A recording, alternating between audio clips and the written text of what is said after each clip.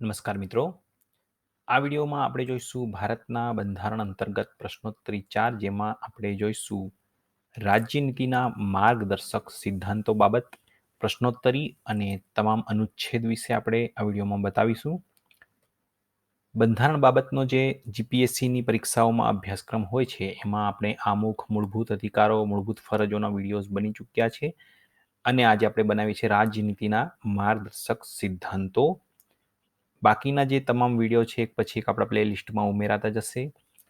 પ્રશ્ન 1 છે, ભારતના બંધારણના કયા ભાગમાં રાજ્યનીતિના માર્ગદર્શક સિદ્ધાંતો છે? તો ભાગ 4, અનુચ્છેદ 36 થી અનુચ્છેદ 51. આ વિડીયોમાં આપણે એક 36 થી લઈને 51 સુધીના સિદ્ધાંતો સમજાવીશું.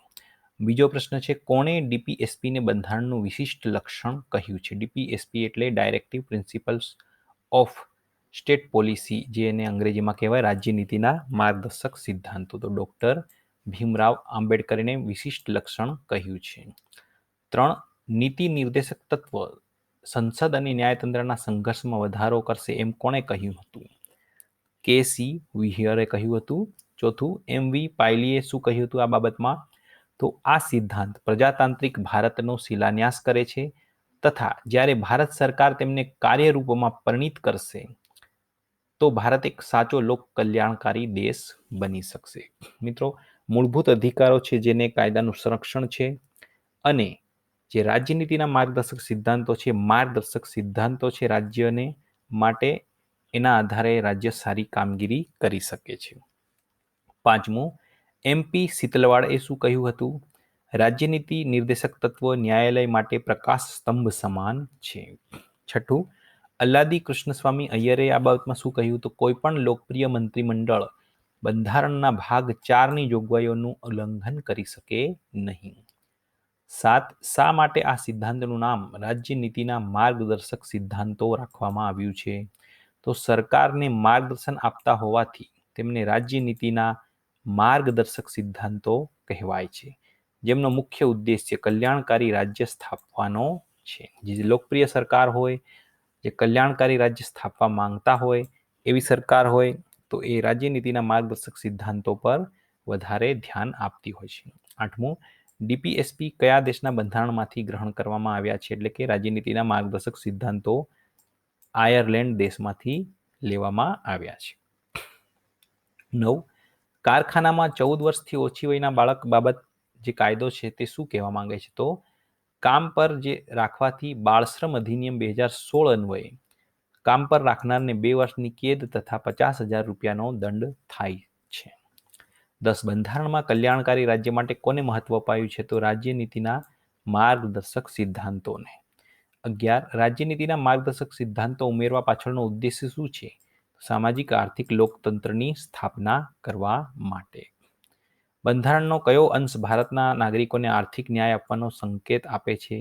તો રાજ્યનીતિના માર્ગદર્શક સિદ્ધાંતો. નેક્સ્ટ, અનુચ્છેદ 36 થી 51 સમજાવો. આપણે 36 થી 51 ની અંદર રાજ્યનીતિના માર્ગદર્શક સિદ્ધાંતો છે તો એ તમામ આપણે જોઈશું અને એને અમલીકરણ માટેના પગલાં આપણે જોઈએ. અનુચ્છેદ 36માં શું આવેલું છે? તો માત્ર વ્યાખ્યાઓ આપેલી છે. અનુચ્છેદ 37, તો આ અનુચ્છેદ મુજબ કોઈ ન્યાયાલય દ્વારા રાજ્યનીતિના માર્ગદર્શક સિદ્ધાંતોની જોગવાઈઓનો અમલ કરાવી શકાશે નહીં. એટલે કાયદાનું સંરક્ષણ એને પ્રાપ્ત નથી. તેમ છતાં ન્યાયાલયનું સંરક્ષણ પ્રાપ્ત નથી તેમ છતાં કાયદા બનાવતી વખતે આ સિદ્ધાંતો લાગુ પાડવા રાજ્યની ફરજ છે. એટલે જે પણ કાયદા બનાવશે આના આધારે બનાવી શકશે. 38, રાજ્ય લોક કલ્યાણની વૃદ્ધિ માટે સામાજિક વ્યવસ્થાનું સર્જન કરશે. આવું કીધું છે અનુચ્છેદ 38 ની અંદર કે લોક કલ્યાણની વૃદ્ધિ માટે સામાજિક વ્યવસ્થાનું સર્જન કરશે. તો એના માટે કયા કયા પગલાં લેવાયા છે આજ સુધીમાં? તો ઈસવીસન 1950માં આયોજન પંચની રચના, જેને પ્લાનિંગ કમિશન કહેવાય, જેના અધ્યક્ષ વડાપ્રધાન પોતે રહેતા, જેણે પંચવર્ષીય યોજનાઓ દ્વારા સામાજિક, આર્થિક અને રાજકીય ન્યાય તથા આવક, પ્રતિષ્ઠા, સુવિધા અને અવસરોની સમાનતા લાવવાનો પ્રયત્ન કર્યો. જે પંચવર્ષીય યોજના જવાહરલાલ નહેરુએ શરૂ કરી હતી. 2015માં તેને એ બંધ કરી અને 2015માં નીતિ આયોગની રચના કરવામાં આવી છે. એટલે પ્લાનિંગ કમિશન, આયોજન પંચની જગ્યાએ હવે નીતિ આયોગ કામ કરે છે અનુચ્છેદ 38ના ડીપીએસપી અન્વયે. અનુચ્છેદ 39 હવે આપણે જોઈશું. તો અનુચ્છેદ 39ની અંદર એક છે અનુચ્છેદ 39(1) પુરુષ સ્ત્રી આજીવિકા પૂરતું સાધન સમાન અધિકાર એમને આપવાનો છે. બીજું ભૌતિક સામગ્રી પાણી જમીન જંગલ વગેરે સાર્વજનિક હિત મુજબ વહેંચણી એટલે માપણીની વાત છે. આર્થિક વ્યવસ્થા. ચોથું પુરુષ સ્ત્રી સમાન કામ સમાન વેતન. 5 આરોગ્ય અને શક્તિ તથા બાળકોની કુમળી વયનો દુરુપયોગ ન થાય તે બાબત. અને છઠ્ઠું છે બાળકોની સ્વસ્થતા. એટલે આ બધી બાબતો 6 છે અનુચ્છેદ 39ની અંદર. તેના અમલીકરણ માટેના પગલાં કયા છે? તો અનુચ્છેદ 39(2) માટે જમીનદારી સમાપ્ત કરવામાં આવી, વચેટિયાઓને બંધ કરવામાં આવ્યા. 39(2) આપણે જોઈએ તો ભૌતિક સામગ્રી પાણી જમીન વગેરેનો વહેંચણીની વાત હતી. 39(3) માટે જીવન વીમા રાષ્ટ્રીયકરણ 1956માં કરવામાં આવ્યું. 14 બેંકોનું રાષ્ટ્રીયકરણ ઇન્દિરા ગાંધી સમયમાં 1969ની અંદર કરવામાં આવ્યું. સામાન્ય વીમાનું રાષ્ટ્રીયકરણ 1971માં કરવામાં આવ્યું. 39(3) મુજબ આર્થિક વ્યવસ્થા સમાન કરવાની વાત છે. અનુચ્છેદ 39(5) માટે હવે 39(5) શું છે? તો આરોગ્ય અને શક્તિ તથા બાળકોની કુમળી વયનો દુરુપયોગ ન થાય. તો એના માટે ન્યૂનતમ મજૂરી અધિનિયમ 1948, બાલ શ્રમ અધિનિયમ 1986, કારખાના ધારો 1948, ખાલ ધારો 52, ઔદ્યોગિક વિવાદ અધિનિયમ 1947, બાલ અને કિશોર શ્રમ નિષેધ તથા વિનિયમન અધિનિયમ 1980 તથા 2006માં બાળ મજૂરી પર સંપૂર્ણ પ્રતિબંધ લગાડવામાં આવ્યો છે. એટલે આટલી બાબતો અનુચ્છેદ 39માં આવે છે. આના અંદરથી પ્રશ્નો નીકળી શકે છે. હવે આપણે જોઈએ 39(a) જે 42માં બંધારણીય સુધારા 1972માં ઉમેરવામાં આવ્યો. સમાન ન્યાય અને મફત કાનૂની સહાય બાબત.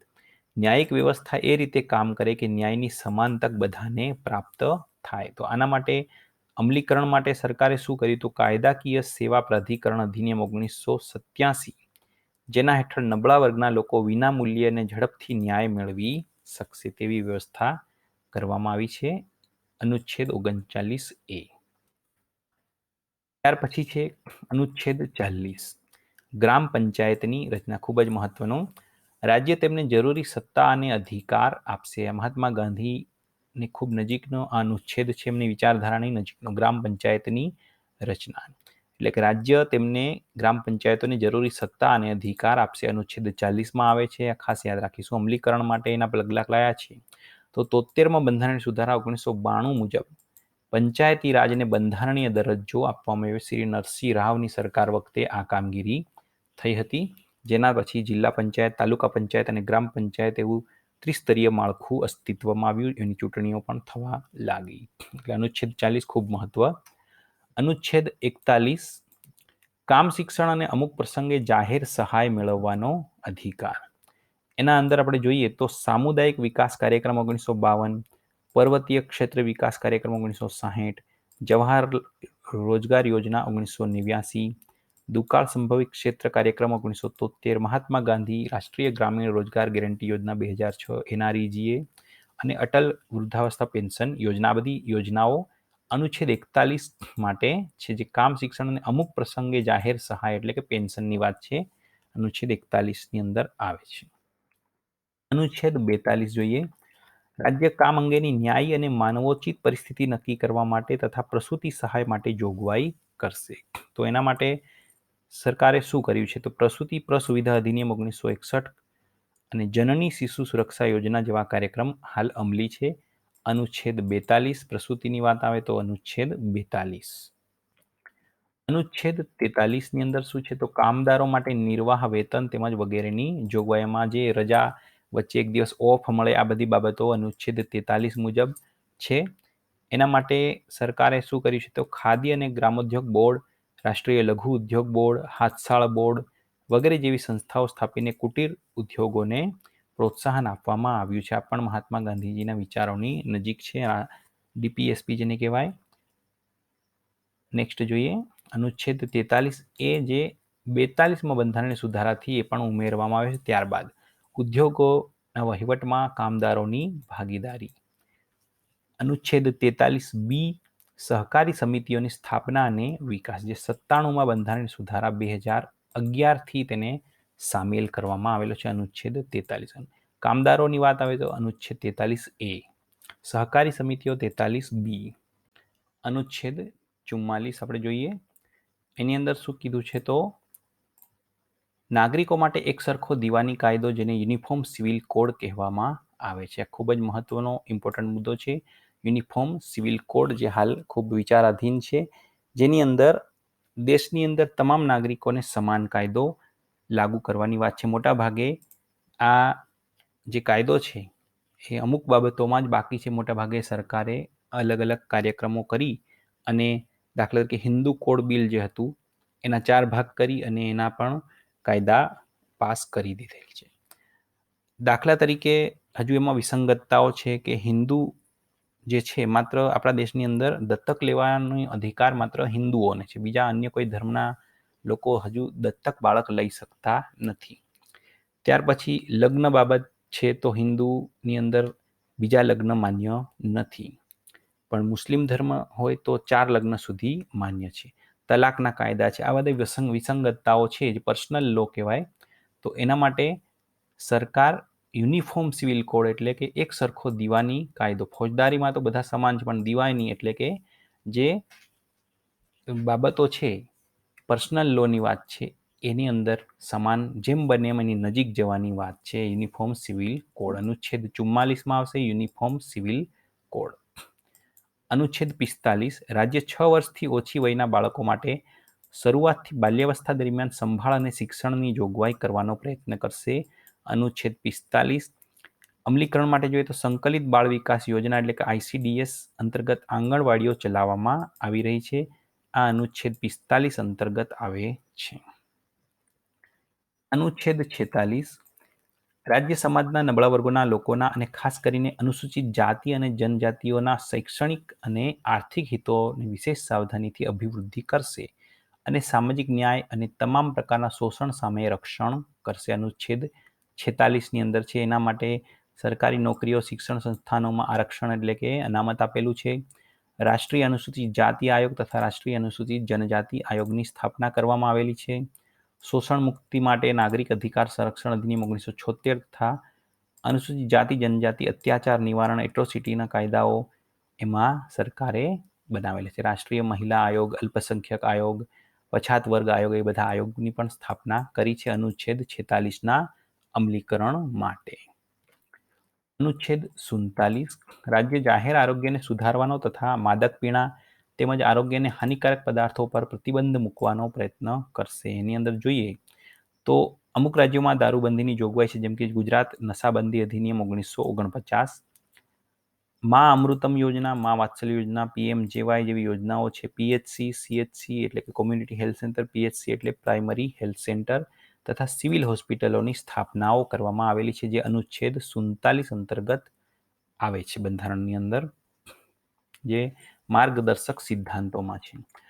અનુચ્છેદ 48 જોઈએ ખેતી અને પશુપાલનની વ્યવસ્થા અમલીકરણ માટેના પગલાં. એમાં જોઈએ ખેતી પશુપાલન આવે તો અનુચ્છેદ 48 ગાય, વાછરડા તથા બીજા દુધાળા અને ભારવાહક ઢોરની ઓલાદો જાળવી રાખવા વધ કતલ પર પ્રતિબંધ, ગૌ હત્યા પર પ્રતિબંધ, પશુ ક્રૂરતા નિરોધક પશુ બજાર નિયમન અધિનિયમ 2017, હરિત ક્રાંતિ, બાયોટેકનોલોજી, કૃષિ પશુપાલનનું આધુનિકીકરણ વગેરે બાબતો અનુચ્છેદ 48ની અંદર આવે છે. એના અનુસાર આ કામગીરી થાય છે. અનુચ્છેદ 48A રાજ્ય દેશના પર્યાવરણનું જતન અને તેમાં સુધારણા કરવાનો અને દેશના જંગલો તેમજ વન્યજીવોની રક્ષા કરવાનો પ્રયત્ન કરશે. 42માં બંધારણીય સુધારા 1976થી આ સામેલ કરવામાં આવેલો અનુચ્છેદ છે, જેમાં અભયારણ્ય, નેશનલ પાર્ક અને જૈવ આરક્ષિત ક્ષેત્રની સ્થાપનાની જોગવાઈઓ પણ એમાં ઉમેરવામાં આવી છે. અમલીકરણના પગલાં માટે વન્યજીવ સંરક્ષણ અધિનિયમ 1972, વન સંરક્ષણ અધિનિયમ 1980, પર્યાવરણ સંરક્ષણ અધિનિયમ 1986, વન્યજીવ અધિનિયમ, રાષ્ટ્રીય વનનીતિ 1980 આ બધા કાયદાઓ બનાવેલા છે. અનુચ્છેદ 49 રાજ્ય ઐતિહાસિક તથા રાષ્ટ્રીય મહત્વના સ્મારકો, સ્થળો અને વસ્તુઓનું રક્ષણ કરશે. તો એના માટે શું કર્યું છે તો પ્રાચીન અને ઐતિહાસિક સ્મારક અને પુરાતત્વીય સ્થળ અને અવશેષ અધિનિયમ 1951 અમલી છે. એટલે કે પુરાતત્વ ખાતા માટે જે કંઈ કાયદા છે એ અનુચ્છેદ 49 માટે બનાવેલા છે. અનુચ્છેદ 50 રાજ્ય ન્યાયતંત્રને કારોબારી ક્ષેત્રથી અલગ કરવા પગલાં ભરશે. એના માટે ભારતીય ફોજદારી કાર્ય સંહિતા 1973 જેની જોગવાઈઓ કારોબારીને ન્યાયપાલિકાથી અલગ કરે છે એના માટે આ અનુચ્છેદ 50 છે. અનુચ્છેદ 51 આંતરરાષ્ટ્રીય શાંતિ અને સલામતીની અભિવૃદ્ધિ અનુચ્છેદ 51માં છે. આ રીતે આપણે જોયા રાજ્યનીતિના માર્ગદર્શક સિદ્ધાંતો આપણે અહીંયા આગળ આ વિડીયોની અંદર જોયા છે. અનુચ્છેદ 36 થી 51 સુધી તમામ તમે આ 2-4 વખત આ વિડીયો જોશો એટલે માર્ગદર્શક સિદ્ધાંતો કયો અનુચ્છેદ એક તમને ખ્યાલ આવી જશે. Thank you for watching. આવા શૈક્ષણિક અને વહીવટી તથા શિક્ષણ સેવા વર્ગ 2 જીપીએસસી એચટાટ એચમાટ ટાટ વગેરે સ્પર્ધાત્મક પરીક્ષાના વિડીયો જોવા માટે સબસ્ક્રાઇબ કરો આપણી ચેનલ શ્રેયસ ડાબર. નેક્સ્ટ વિડીયોમાં આપણે બંધારણનો અલગ મુદ્દો લઈશું. Thank you very much.